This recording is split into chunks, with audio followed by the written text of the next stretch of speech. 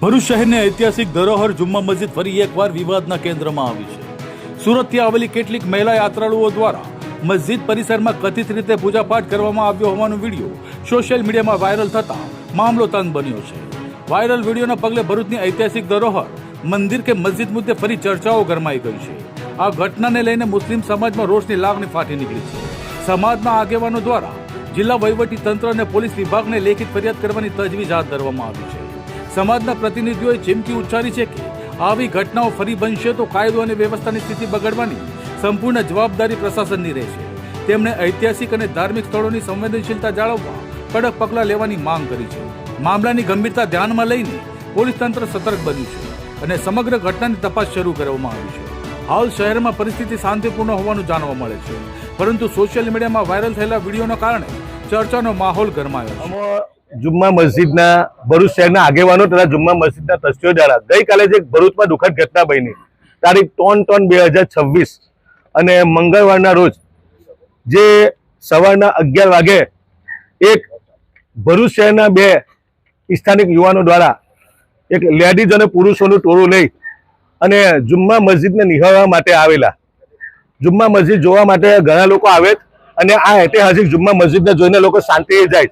અહીંયા પોલીસ પ્રશાસન, પુરાતત્વ વિભાગના કર્મચારીઓ તમામ લોકોની હાજરીમાં ગઈકાલે એક ટોળાએ અહીંયા આવી અને ભરૂચ જિલ્લા કલેક્ટર શ્રી તથા પુરાતત્વ વિભાગના ખુલ્લેઆમ જાહેરનામાનો ભંગ કર્યો અને અહીંયા અગરબત્તી, નારિયેળ, દીવાબત્તી કરીને પૂજાપાઠ કરવાનું શરૂઆત કરેલી।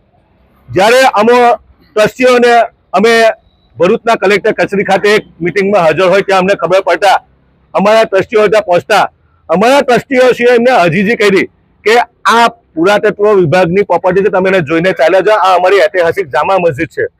પરંતુ એમની સાથે આવેલા બે વ્યક્તિઓ દ્વારા આ એક ષડયંત્ર રચવામાં આવેલું।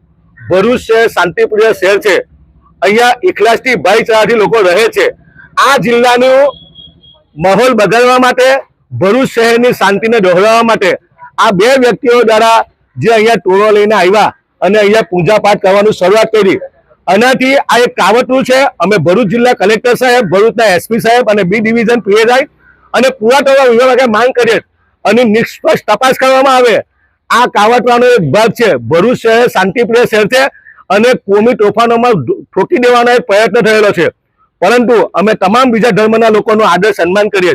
ભરૂચ શહેરમાં શાંતિ છે, ભાઈચારો છે અને અહીંયાના સ્થાનિક લોકોએ પણ ઘણી એવી મદદ કરી રહેલા છે, પરંતુ આ વિસ્તારને બાંધમાં લેવામાં અને આ મસ્જિદને વિવાદિત કરવા માટે અમુક 5-10 લોકો એવા છે જે લોકો આ મસ્જિદને ટાર્ગેટ કરીને વારંવાર માથાકૂટ કરાવે। અમે આ બાબતે ગઈકાલે તાત્કાલિક ભરૂચના કલેક્ટર સાહેબને મળવા ગયા। કલેક્ટર સાહેબ ન મળતા એસડીએમ સાહેબ, ડેપ્યુટી કલેક્ટર સાહેબ, એસપી સાહેબને મળવા ગયા। એસપી સાહેબ ન મળતા ડીવાયએસપી સાહેબ અને બી ડિવિઝનને અને ગંભીર પ્રકારની રજૂઆત કરેલી છે।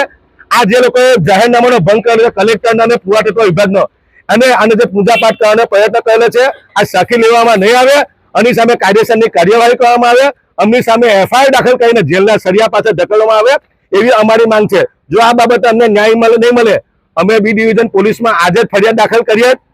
ગૃહમંત્રી, રેન્જ આઈજી અને ગૃહ સચિવને અને માનવ અધિકાર આયોગમાં અમે ફરિયાદ દાખલ કરીશું।